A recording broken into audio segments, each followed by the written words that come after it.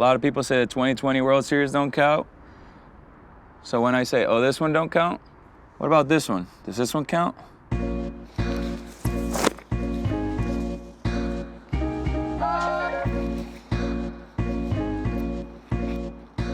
that like a metal brush? Yeah, man. Damn, my hair is rough right now making that sound. You think they can hear it? What's up? I am Enrique Kike Hernández, super utility player in the big leagues. Currently, question mark on my hat because I'm a free agent, but I'm a two-time World Series champ.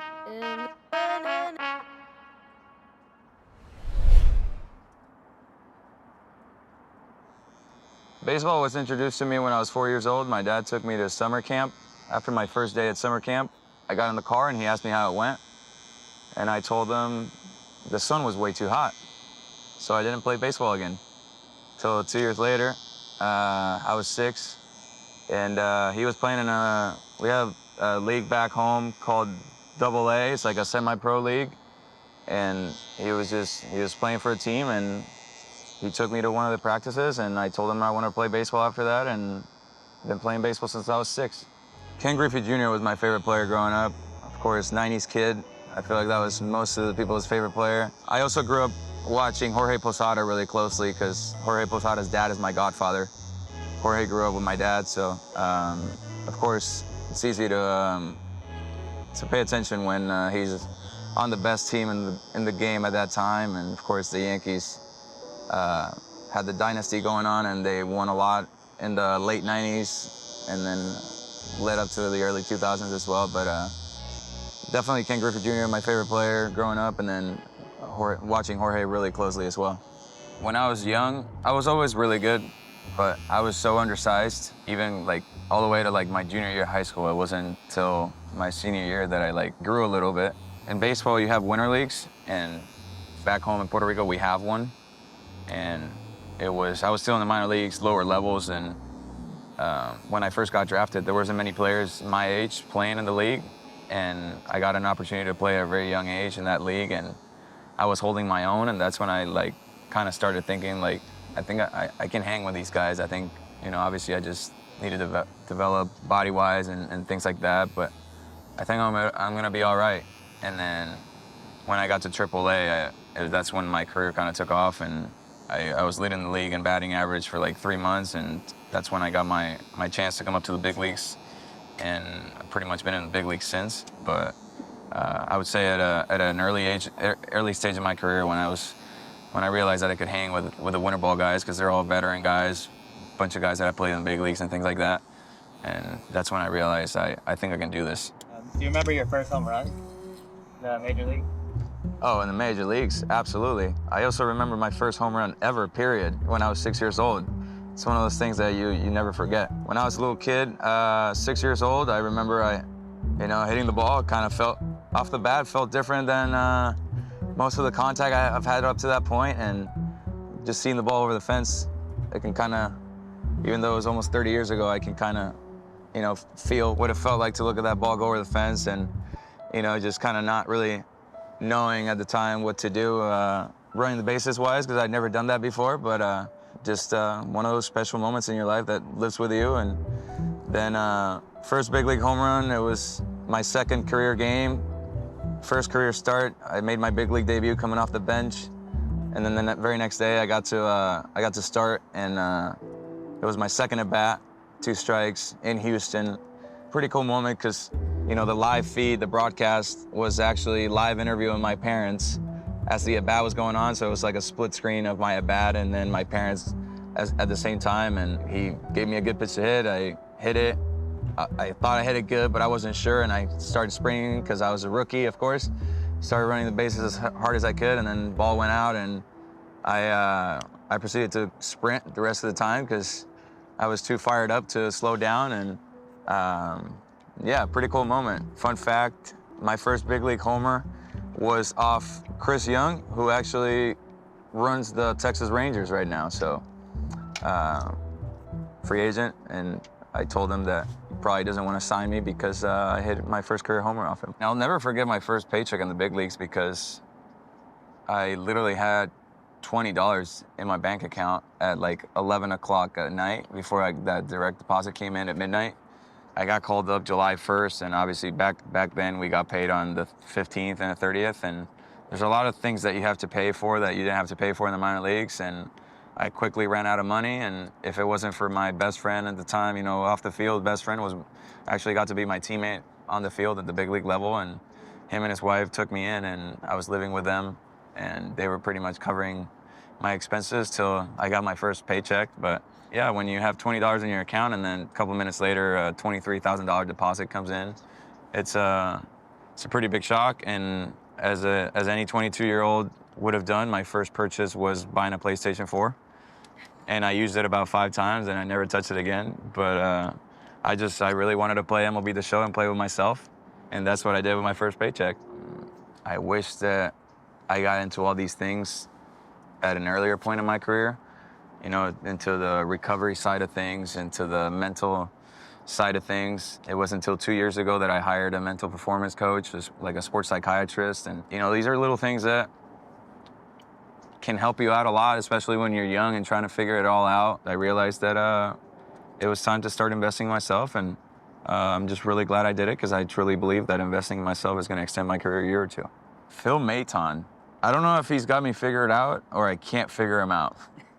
He's reliever. He was faced him a bunch like a while ago when he was with the Padres, and then he went to the Astros, and he got me out a couple times during our playoff series in 2021, and then I went a couple of years without facing him, and then he got me out 2 or 3 times when we were playing the Mets in the NLCS this year. So he's got a funky throw, and I don't see the ball that great against him.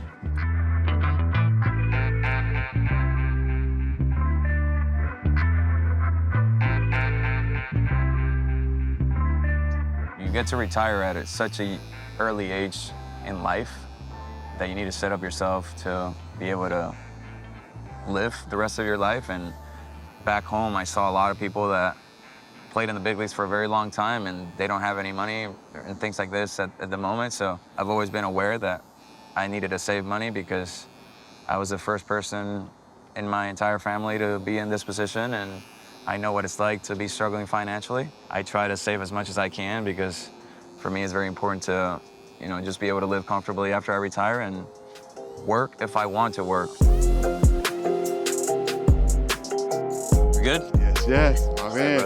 Appreciate Hey, you, man. Appreciate you for cleaning me up.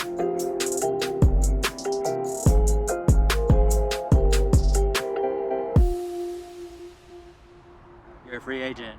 Where are you going?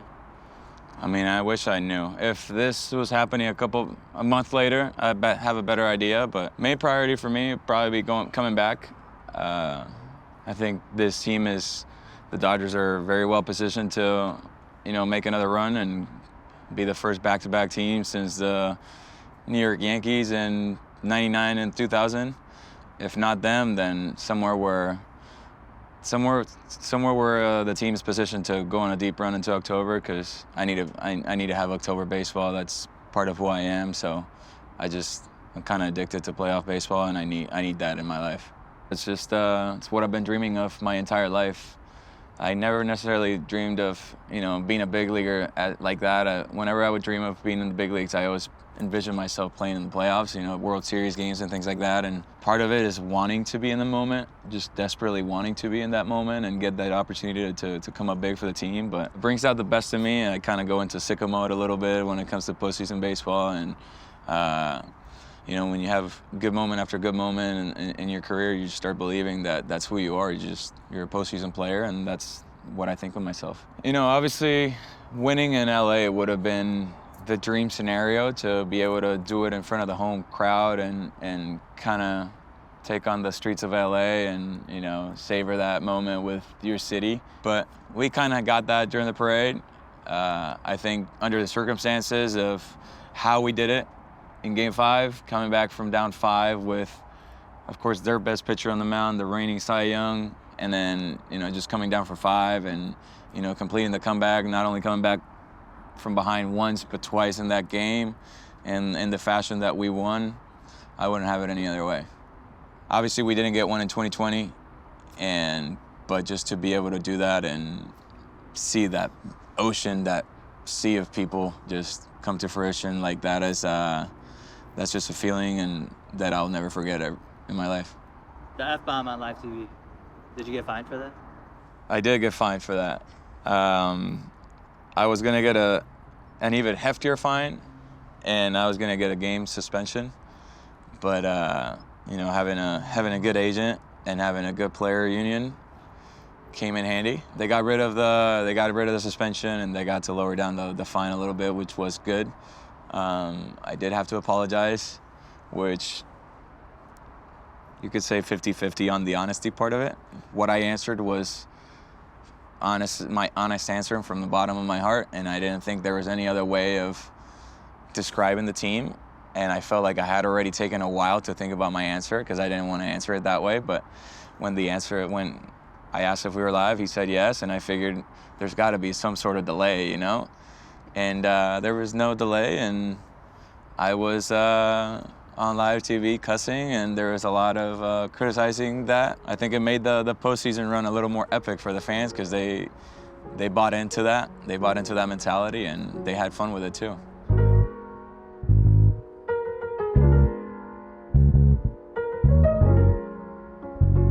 Generational wealth, that's a hard question because that is something that I've never really I've never been asked that before, and I've never thought about it like that because obviously, like I told you earlier, I'm probably the first person in my family that's positioned in the way that I am, where I can leave stuff for my kids and hopefully my kids' kids. But if I have to answer that question from my heart, I would say that half of it would have to do with money, and then half of it would have to do with who my daughter is. And to me, it's more important for my daughter to be a good person than anything else. And I think I come from a family with really good values, and you know, my family maybe didn't set me up with generational wealth when it comes to money, but they set me up in a way that, you know, grew up with really good values and things like that. So I think that side of things is even as important or more important to me when it comes to my daughter and possibly future other kids. But that's just the way I was raised and the way I want my kid to grow up. He's very much as a father, like how he is as a baseball player. I knew that he was gonna be a good dad. It's obviously like I married him with that in mind. We think about those things. But I have been really happy with how layered he is as a father. Like we keep like discovering each other as a mother and father to our daughter, and to see him come through in different ways, especially like because kids just change so much. I've loved seeing him just be adaptable and open to learning and to reading the thousands of Instagram posts that I share with him about parenting and like having hard conversations, and I really, really, really value that. What has been your favorite moment so far? It can be baseball, it doesn't have to be related to me. I always thought winning the World Series was gonna be the best moment of my life, but when I held my daughter for the first time. Yeah. It's hard to compete with that. That is a moment I wish I could just Bottle up? hold on to it for a little longer. Yeah. From the moment I got to LA, it was like a humbling experience for me to have a fan base that embraces me and loves me the way that they do, the support. You know, I'm a guy that, you know, I'm probably a better player than what the back of my card says, numbers-wise. I bring more to the table than my stats. And the way that they love me, you'd think that I am the best player on the field each and every day I step on a baseball field, and that is not even remotely close to being the case. But thank you, man. There's nothing more than I appreciate everything that they throw my way from the bottom of my heart. I always said it. I've never known how to repay this fan base for the way that they love me, but this year, signing late, coming into spring training late, and you know, joining a team that has a lot of expectations, I figured that the best way to repay this fan base was to, you know, when I get my chance in October, I do my thing and I help this team win, and I feel like I did just that.